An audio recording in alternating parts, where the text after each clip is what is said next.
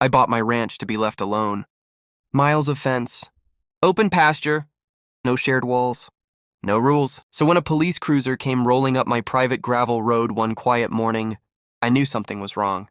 Two officers stepped out. One of them said, "Sir, the HOA down the road claims this ranch is their property. They want you removed." I honestly thought it was a joke. I invited them onto the porch and brought out my documents. Deed, county survey, tax records older than the neighborhood itself. They reviewed everything, called the county, then handed it back. "This land is unquestionably yours," the older officer said. "We'll go speak to the HOA. Before they left, he added, "You might want a lawyer." Best advice I got all year. That afternoon, an official letter arrived. Not an apology.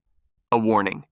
It said my ranch fell inside HOA jurisdiction, and I was required to follow their community rules, lawn standards, building approvals, access easements. They even attached a fine on a ranch that existed long before their houses. So I hired a property attorney, and we started pulling county records. What we found changed everything. 10 years earlier, when the developer built the subdivision, they quietly filed a new boundary map. It swallowed part of my ranch.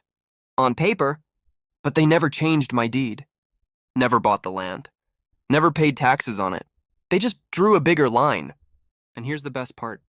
Their own HOA bylaws stated, any land inside HOA boundaries grants voting power proportional to acreage. My ranch had more acreage than every HOA lot combined. So instead of suing them immediately, I waited. The HOA scheduled a compliance hearing against me. They invited homeowners, their lawyer, even a county mediator. They planned to intimidate me. I walked in wearing boots, carrying a rolling case of documents. The HOA president smiled like he already won.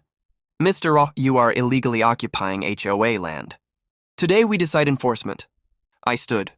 "Perfect. Let's talk about HOA land." I handed their lawyer the documents.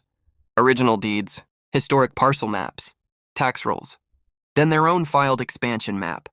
He went quiet, flipped pages, checked dates, then looked straight at the board.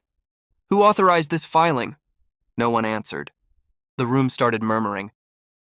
I spoke again. "According to your own boundary submission, my ranch is part of your HOA, and under Article 3 of your bylaws, that gives me voting power based on acreage." I placed the printed page on the projector. "Which means I control 62% of this HOA. The president laughed nervously. "That's not how this works." Their lawyer didn't laugh. "Yes, it is." Silence.